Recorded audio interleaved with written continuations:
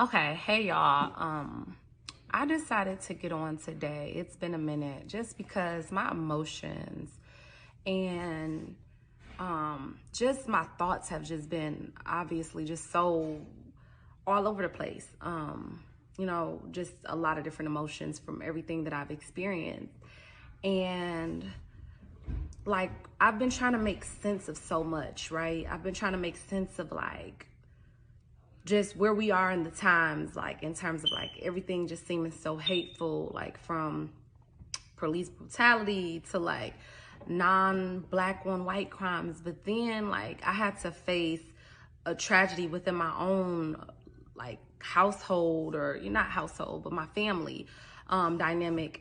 And we experienced black on black crime. And for me, that was like something else. It's like we getting all of this hate from all over, from all of these different areas. And then we give that same hate to our own people within our own community, right?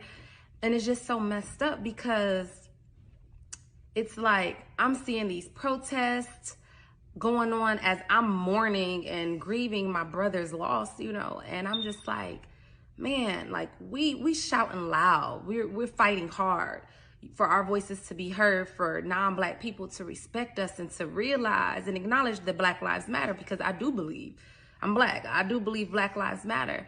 But I'm like, what about to our fellow black peers and just our community? Like, why don't we treat our lives like we matter amongst one another? Like I know more people that have died at the hands of a black person committing a crime against them than I do personally know someone who's been murdered, or attacked by a non-black person.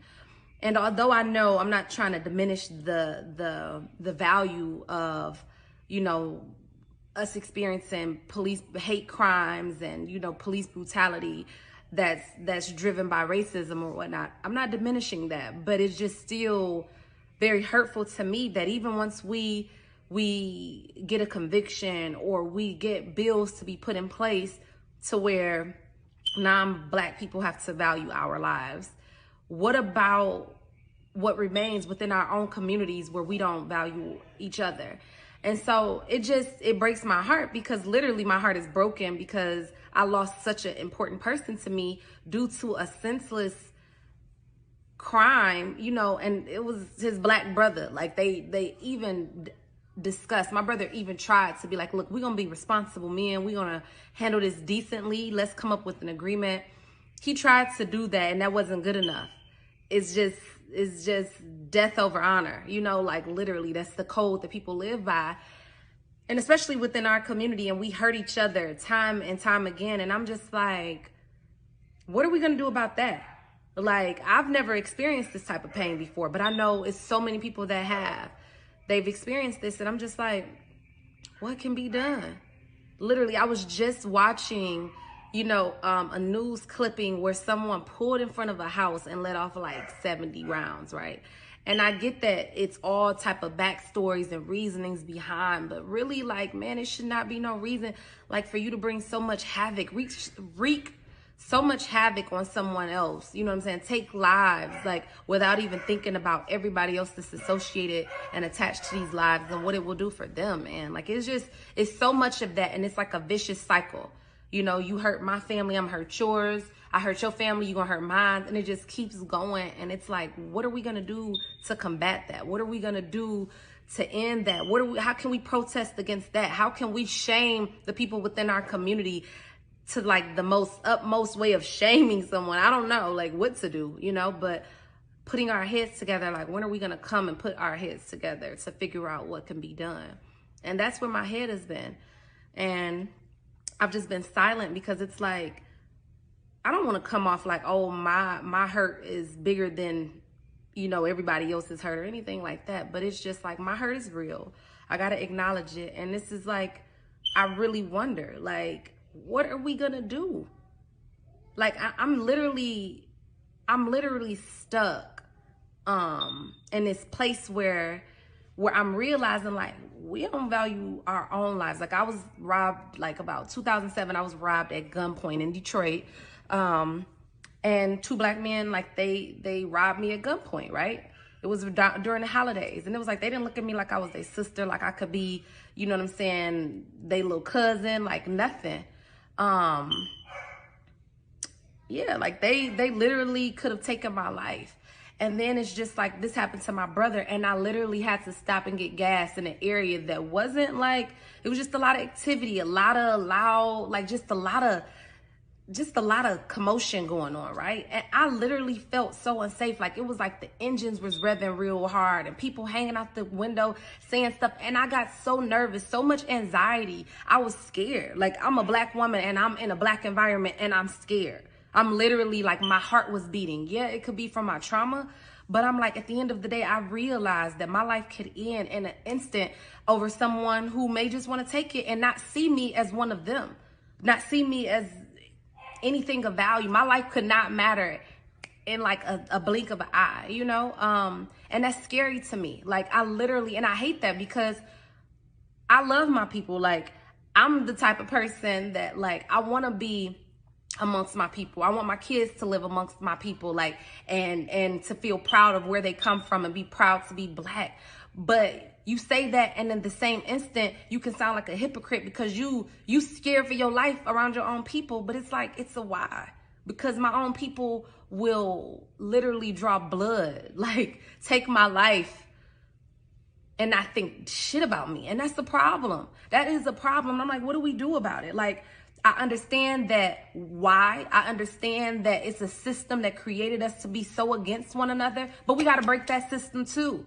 Like we have to. It's a system that's been created for everything that we endure as black people, but we got to break those systems. Just as we want them to break their systems and the way that they deal with us and the way that they can abuse us and handle us like police, I feel like that's a system that we trying to go against. I feel like it should be another system that we should be tackling.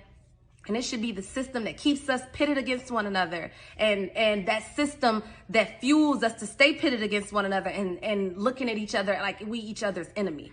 It's like we just hate, we look at that other person that looks so much like us and we hate ourselves so much that we spew out that hate and we do so much damage. We create so much hurt within the lives of others. That system needs to be broken, man. Like it really does. And I don't know what it's going to take. I don't know how to do it. I don't have the answers, but I do know it's something that is serious, and it's something that we as the black community, that we need to come together in solidarity. Like we were able to get so many other people to join our movement and come and become one with us. We need to come together as a black community in solidarity, and we need to stress to one another and get our people on board to like, our Black lives matter to one another. Like our Black lives matter. You my sister, you my brother. You could be my grandma, you could be my mom. Like you could be so many people in my life that matter. Like our lives matter. And that's just what I want our people to kind of consider and take into just think about, just simmer on. It don't have to be no dispute. We don't got to go back and forth. It's not meant to be controversial. As controversial as the topic is, I'm not bringing it to be controversial, to go in a debate of the whys and everything like that. I'm acknowledging that a problem still exists, and I'm saying that some way, somehow, we have to come together and figure out a solution, because I don't wish this type of hurt on my worst enemy. And I don't even have enemies. I can't even say that I have a genuine enemy, because I don't have that much hate in my heart to really give somebody that much power over me to say they're my enemy. But if I had one, the hurt that I feel, the hurt that my family feels, I don't wish that on that person, because it's unreal, you know, and you won't even understand it until you experience it. And I hope that nobody else has to experience it, because it's just a hurt that's not even worth feeling. So I just had to get on here and just say that. The last thing I wanted to say is that I have been notified that the guy who assaulted my brother, he is in police's custody. So I am super excited about that. But this guy was found hiding behind a furnace in somebody's upstairs attic. And my thing is this, like, you do such a bold crime and then you turn around and you're hiding. You're so cowardly that you're hiding, trying to just save your life. Took somebody else's life, but you're hiding behind a dang on furnace, man. Hiding behind a furnace, like, that's ridiculous. That's senseless. That's ridiculous. That's selfish. That's just, man, like, I'm speechless from that. So on one side, my family is elated that, you know, this won't be a cold case, but at the same time, it's two families being affected. One, because one is about to be behind bars. One, because a life was taken that could never be replaced. It's like we got a victory. Yeah, that person was picked up, they're in police custody. But on the flip side of that won't even bring back our brother, a husband, a son, a father. Like, that opportunity is not here anymore. And it's hurtful. And so I just had to get on here and just speak my piece, because I've been wanting to speak, but literally I couldn't even form my thoughts for so long because they were so overwhelming. So thank you for all of your prayers. Thank you for all of your support. Please continue to donate to Carking J's Memorial Fund, just to help the family, just to at least until everything settles, the dust settles, the finances are all sorted out, that they can have a peace of mind that, hey, you know, you are being supported. It's okay. You know, like, you don't have to just worry about just trying to keep the business afloat so hard that you forgetting to, like, cry, you know, like, you got to mask everything, you know, like, I want my family to be able to allow a little time to breathe, a little cushion to be able to breathe. And that's why I'm asking for your support, and just to keep them lifted in prayer, because they deserve that. They didn't deserve this situation. And I just I'm praying for the healing of the world. I really am. That's my prayer, to heal this wicked, vicious, vile world. So, thanks.